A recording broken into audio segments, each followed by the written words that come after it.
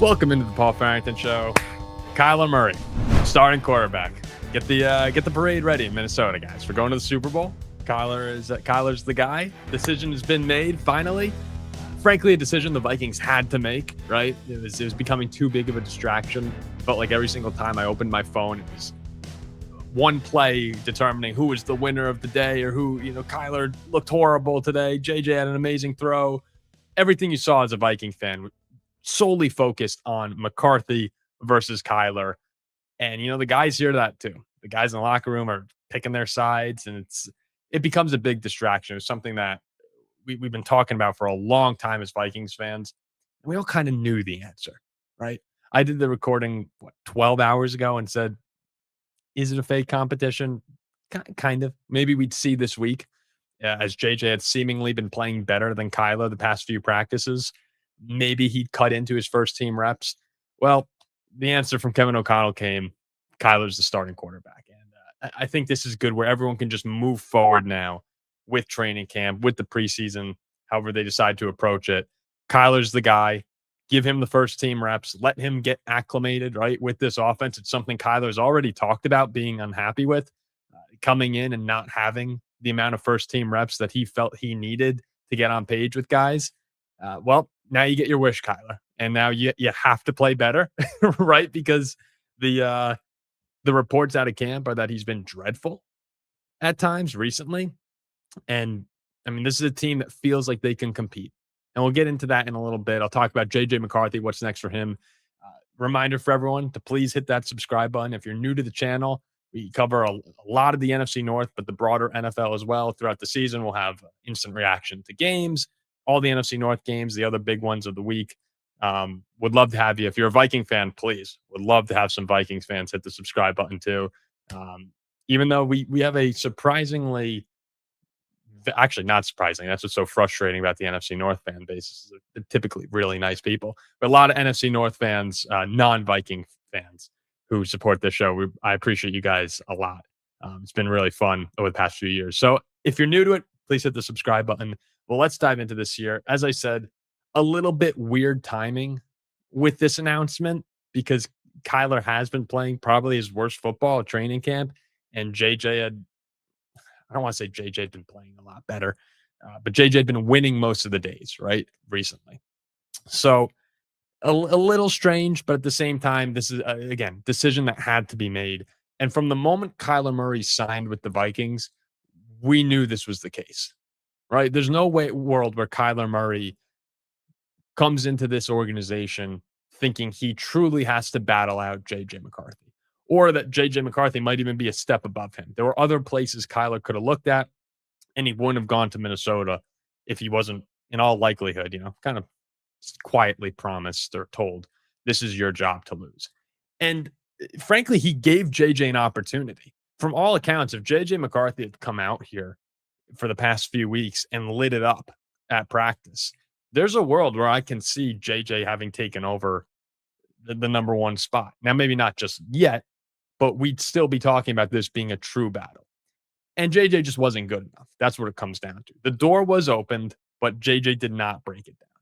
And here we are, August 11th, and we're getting to a point where, you just got to make a decision. We're about to have our first preseason game. Let's figure out who's going to have this job. And you know what? We kind of know it already. So why continue to string everyone along here? But what's important to remember, and I said this last night to Vikings fans, I feel like a lot of us, well, maybe it's just me. Maybe it's me because I'm just hopelessly optimistic. I'm not optimistic, hopeful. I'm hopelessly hopeful in a weird way. Expecting Kyler to come in and be 2024 Sam Darnold is crazy. That just doesn't happen very often, those storylines. Vikings were very lucky to have Sam waltz in and have the season he did. But to expect Kyler to be the savior of this team is setting you up for heartbreak. And that's what we do as Vikings fans. So maybe, if it go all the power to you. If you want to believe that, hey, this team is ready to go, they're going to be that 10+ win team again, and we're going to threaten maybe not just the division, but the conference.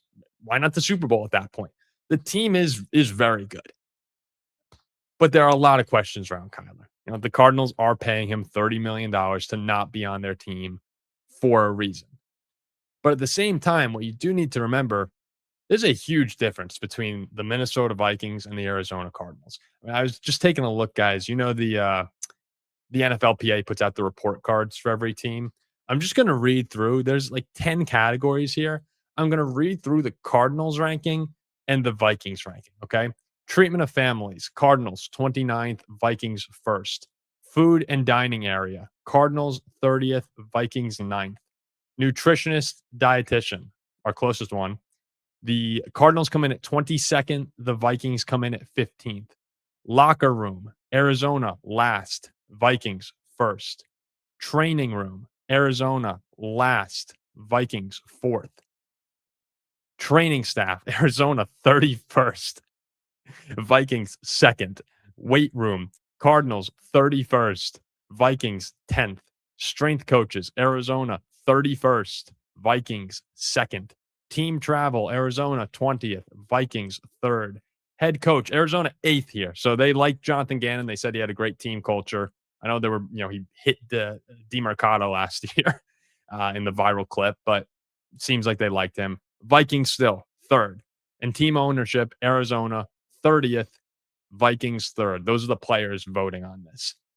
So overall, Arizona, the 32nd ranked organization, the last ranked organization in football. The Vikings, number 2.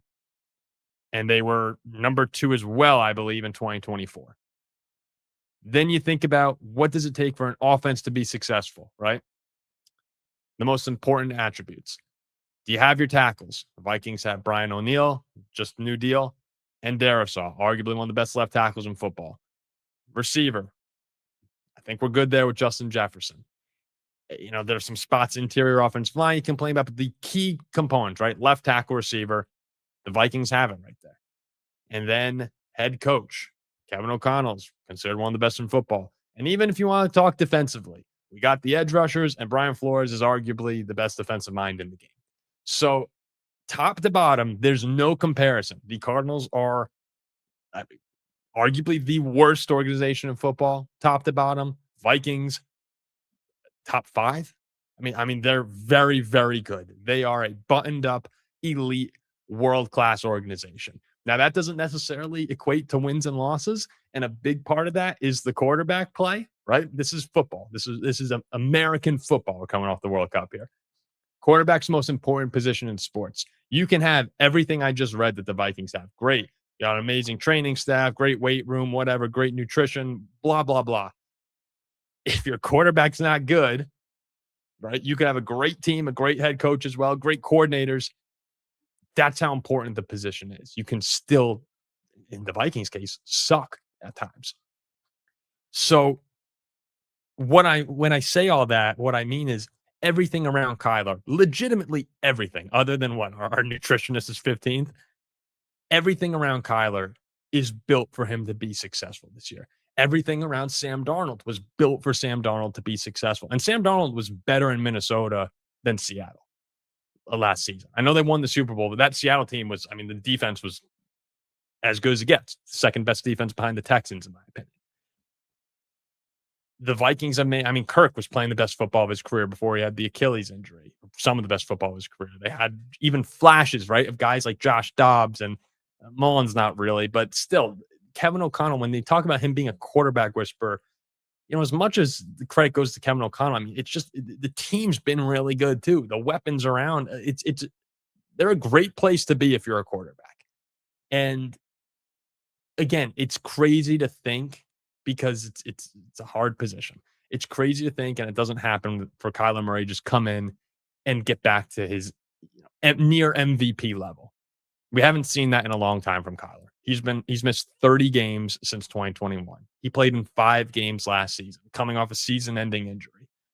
To just think he's going to return to form because he's in a better place, it's a little crazy.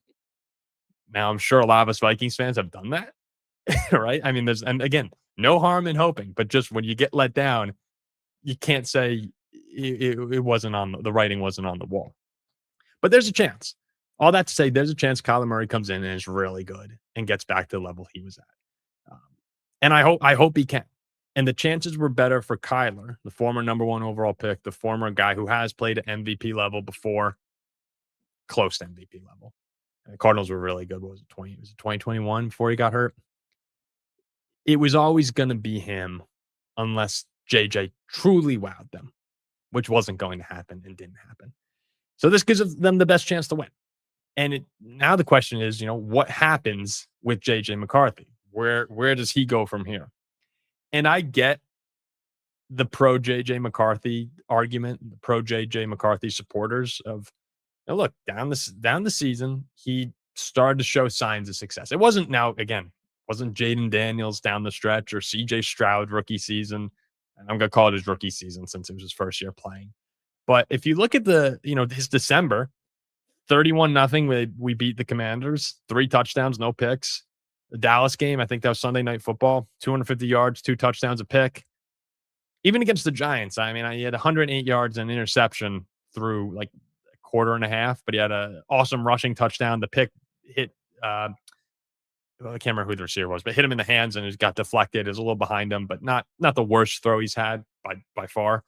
But you saw down the stretch of the season, JJ playing much better than he did, especially in November. We were at that Packers game where he was as bad a performance I've ever seen from a quarterback.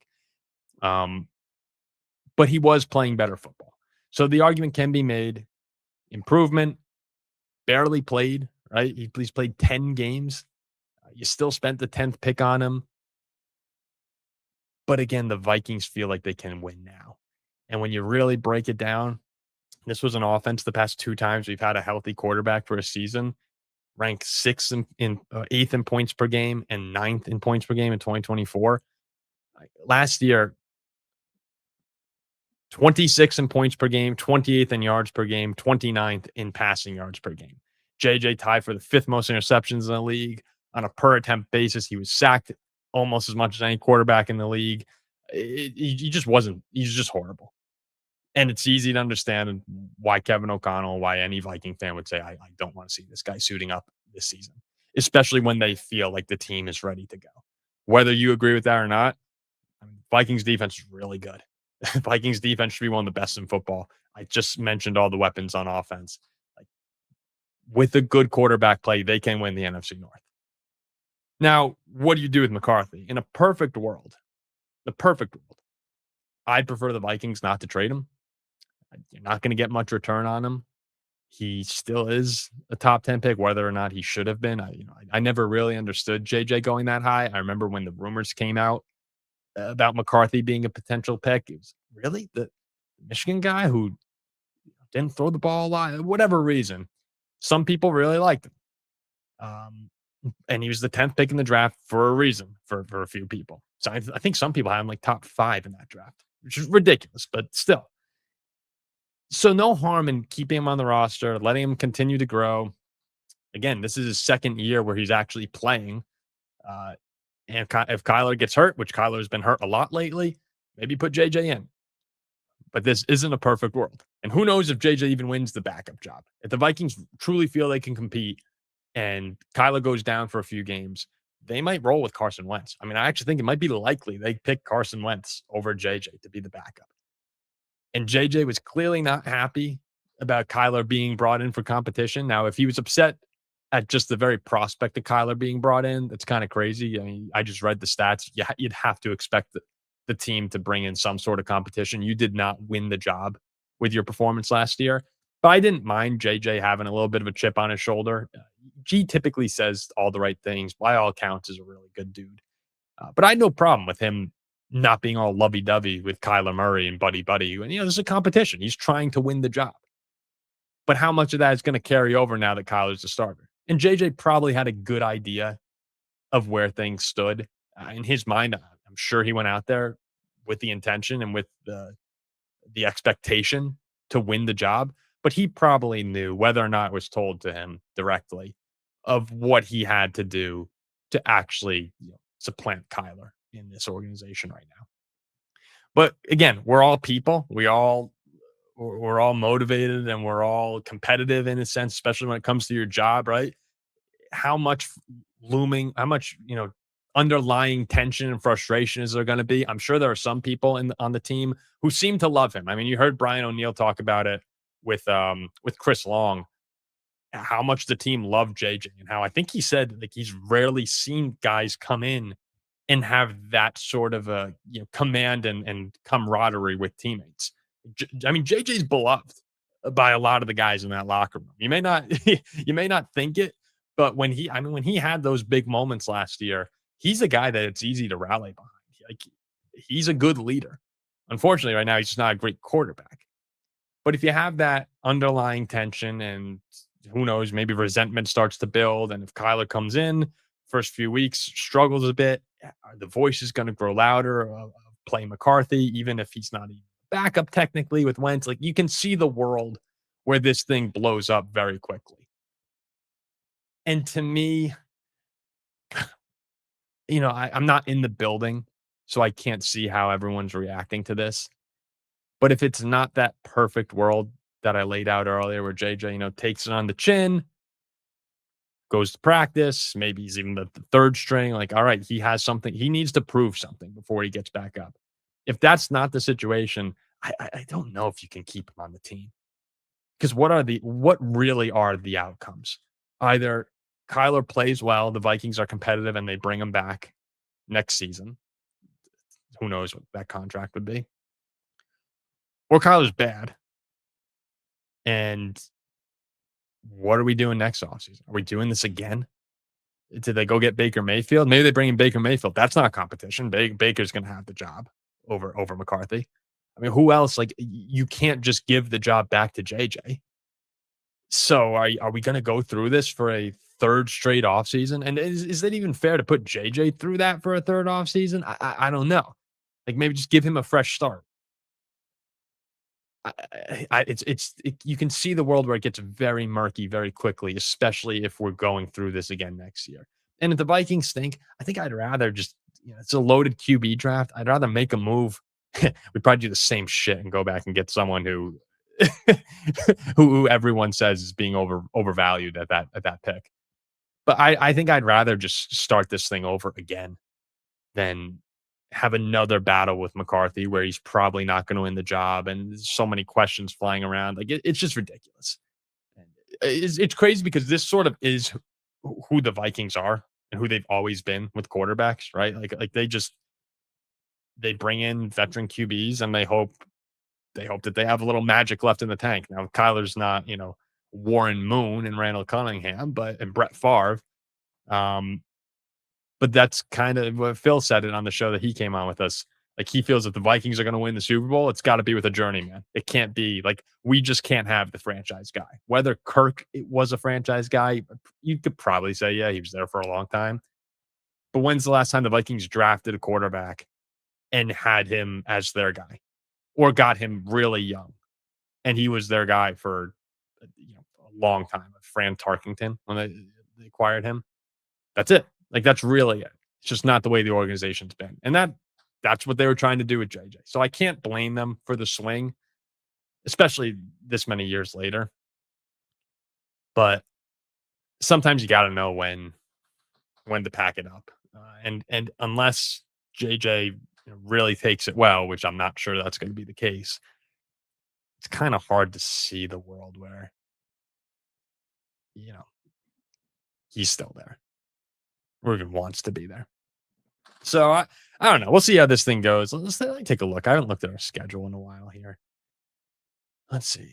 Schedule. Show me the Vikings. Team schedule. Okay. So Giants, Ravens, Denver preseason. And then, oh God, I forgot we opened the year. Green Bay at Chicago. So much for at Tampa. Good God. So much for settling in. What did I predict? This isn't great podcasting, but hopefully you're enjoying it. I know that I did the Vikings record prediction back when the schedule came out, and maybe I was a little bullish on that. Let's see. Okay, Vikings record. I said Packers win, Bears loss, at Bucks loss, Dolphins win, at Saints win. Okay. I mean, that's reasonable. I think we could beat Green Bay at home. Again, Kyler needs to be better than he's been. Um, and sometimes that adjustment period can be pretty tricky to get over. But that's going into the bye, 3-2. I said at the Colts a win or hosting the Colts a win, at the Lions loss, hosting the Bills on Monday Night Football. I gave us a win. Ambitious.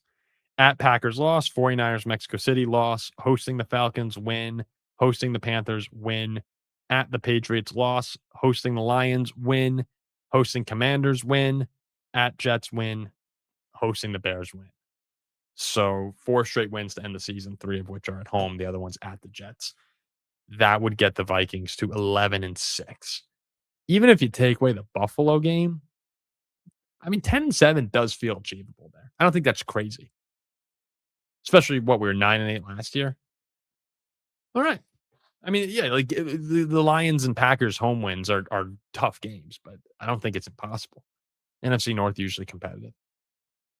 All right. Here we are. Kyler Murray starting quarterback.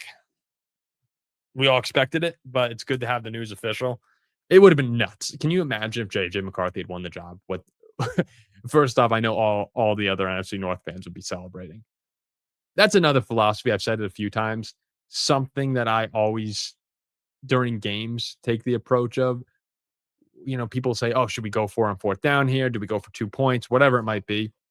Would your opponent, would your opposing fan base be happy or nervous about the decision you're making? Right? Like when the Bears went for it on 4th and 7 or 4th and 6 from their own 30-yard line in the playoff game against the Packers. If I were a Packer fan that game, I'd be like, hell yeah. Would love a turnover on downs here.